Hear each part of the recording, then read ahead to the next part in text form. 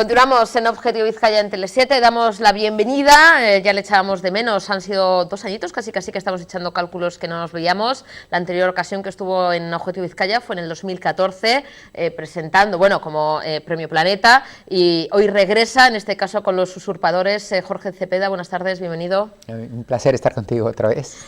Jorge, han pasado, bueno, nada, unos meses, no vamos a hablar de años, porque parece que fue ayer, pero después de ese Premio Planeta, regresas con un auténtico éxito, Los Usurpadores, que es la tercera entrega de la aclamada Los Azules, donde, con esta tensión que tú imprimes en tus páginas, con estas noches que nos dejas sin dormir, menos mal que existen los antiojeras, pues haces que una trama política, que un atentado, un momento tan intenso, tan trágico, pues se desgrane y cuentes en estas páginas todo lo que ello revoluciona en el mundo político, ¿no? Sí, está unido lo que es violencia con el mundo político y todo lo que hay detrás de, en este caso, un atentado que después, ¿no?, de las Torres Gemelas, pues es de los más graves, sí, ¿no?, que pues en Occidente es ficción, pero, como se suele decir, ¿no?, a veces la ficción supera la realidad. Absolutamente.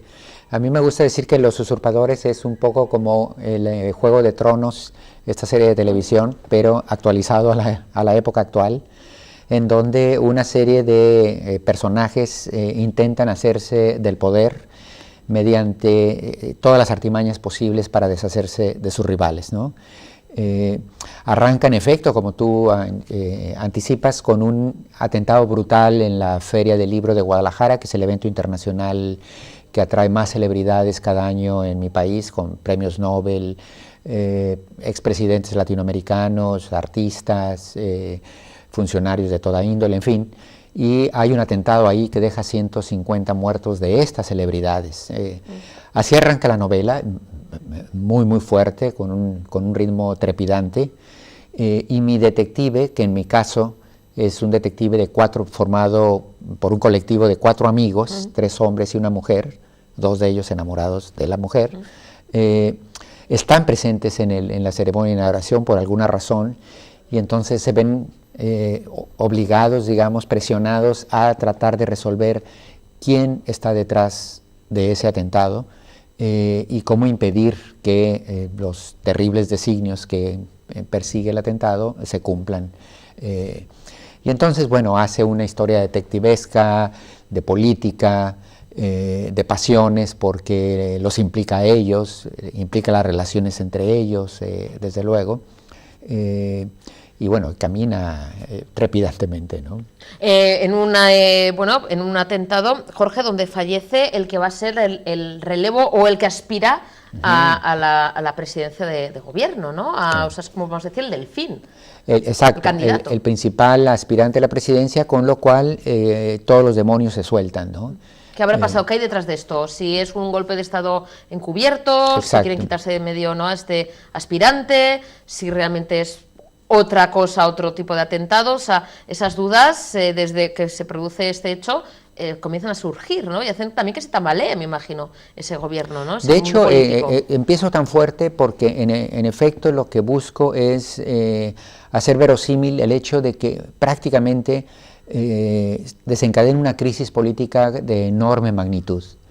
En ese año, en el año de esta Feria del Libro, Estados Unidos es el país invitado en mi novela, con lo cual significa que asisten funcionarios de la Casa Blanca del más alto nivel, que quedan muertos también, lo cual justifica en la novela que además Estados Unidos quiere intervenir para resolver por qué murieron sus funcionarios, el embajador, gentes del Departamento de Estado.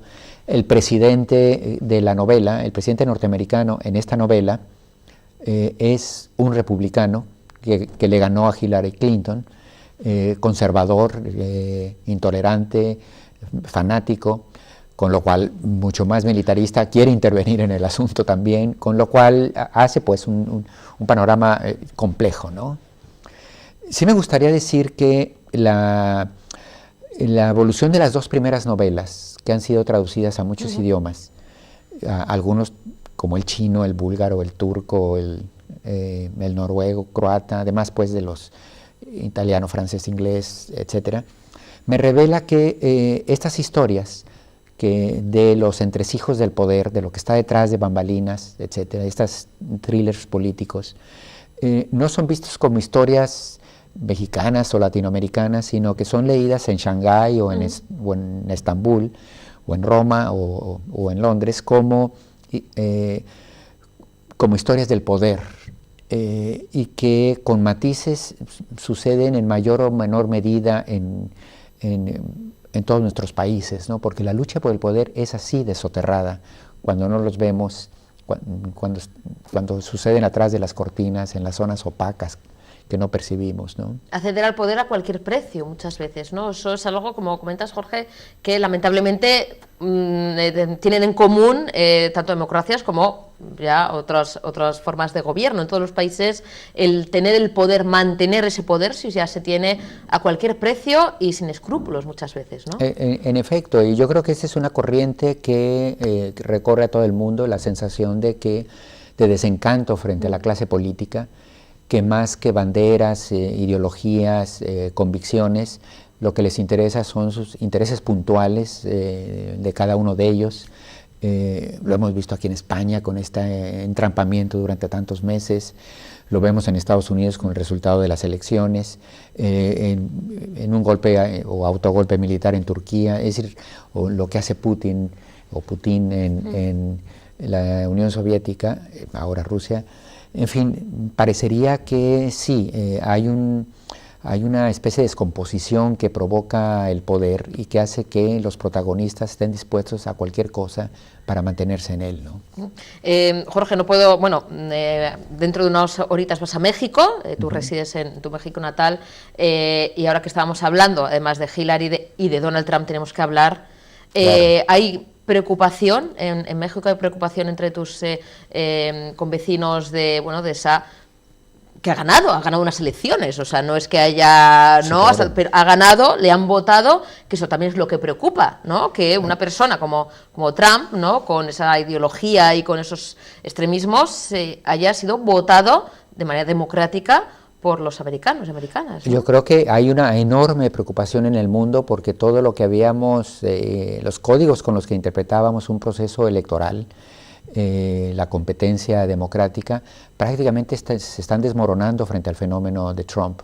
Alguien que no compitió con propuestas necesariamente, sino con una invocación al miedo, a los resentimientos, a base de epítetos, de bufonadas, de provocaciones, de insultos a las minorías, a las mujeres, a los latinos, que convirtió a México en algo satanizable, casi sinónimo de violadores, delincuentes, holgazanes, etcétera, y que llegue gracias al voto de casi 60 millones de sus conciudadanos, primero nos llena de tristeza que nos vean así, que hayan comprado esos epítetos, y segundo, de muchísima preocupación, porque las amenazas de Trump contra México, desde construir un muro y hacérnoslo pagar, como si fuese una decisión de él, hasta la expulsión de millones de migrantes o ponerle cuotas e impuestos a las remesas que los migrantes envían a las familias más pobres de México y que muchas veces representa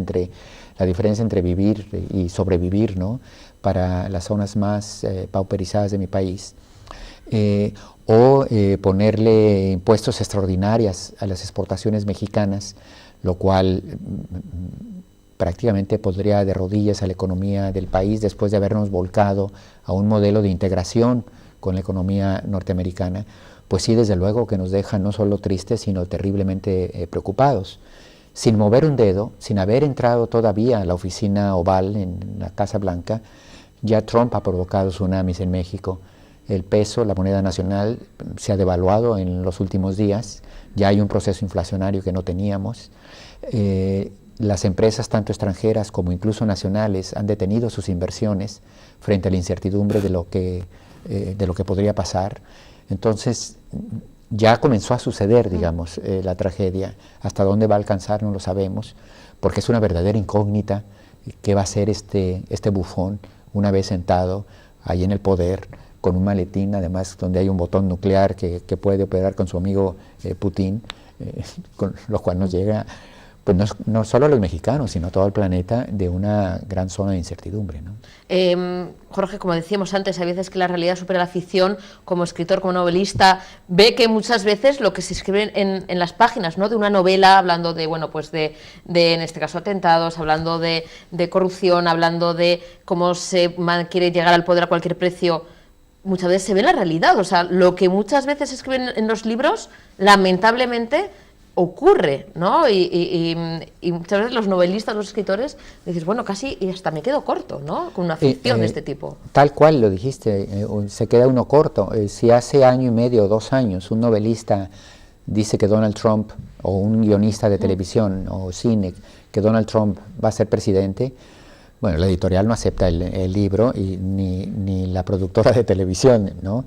En efecto, parecería, o si alguien hubiera dicho que las torres de Nueva York iban a caer porque 2 aviones se estrellan allí, parece absolutamente inverosímil, ¿no? Y sin embargo, son realidades que se nos van imponiendo de manera terrible. Y luego las mezclas. Estas 3 novelas están en un proyecto para convertirlas en series de televisión, haciendo una temporada con cada una de estas 3 novelas, con el hilo conductor de mis 4 amigos, el detective colectivo, que es la parte de justiciera, digamos, el bien contra el mal, ¿no? Y que de alguna manera representa esta porción de la condición humana que al final no se queda cruzada de brazos frente al mal, que intenta hacer algo, que no le da lo mismo una tragedia o la victimización de un inocente, ¿no? Jorge, te queremos agradecer el que nos dejes sin dormir. Todo es por una buena causa, por disfrutar de Los Usurpadores, esta tercera trepidante entrega de esa serie Los Azules, que espero que pronto veamos eso, serie de televisión, y que pronto te hagan, pues no sé si hay continuidad o aquí termina la saga, o vamos a poder disfrutar dentro de poquito de tu presencia también siguiendo con otra trama. Bueno, estoy trabajando una novela aparte de Los Azules, para dejarlos descansar un poco, descansar, ¿no?, y navegar un poco a estos 3 libros que van caminando también, pero seguramente regresaré más temprano que tarde a la siguiente. Sí quiero insistir que pese a todo lo que hemos dicho de esta novela negra y thriller político, en el fondo es una historia esperanzadora, como lo van a descubrir aquellos que la lean. Jorge, pues con esa invitación a que descubran esta novela, que en estas 500 páginas se les va a pasar así, volando, porque engancha desde el primer momento, con ese estilo además directo, ¿no?, que es lo que se trata. Ya nos engancha desde las primeras páginas, invitarles a que disfruten de ella, como del resto de las novelas, si no las han leído, y espero que sea eso, más pronto que tarde, que no pasen otros 2 años antes de verte de nuevo. Así será, aquí estaré. Gracias y buen viaje, Jorge. Gracias. Hacemos una pequeñísima pausa para la publicidad. A la vuelta hablamos del Festival Edisa Rock, que se celebra durante 2 días, 19 y 26 de este mes de noviembre en Santurtzi. Es la 4ª edición, con mucha música y sobre todo con ese objetivo benéfico. A la vuelta de publicidad hablamos con los organizadores del Festival Edisa Rock.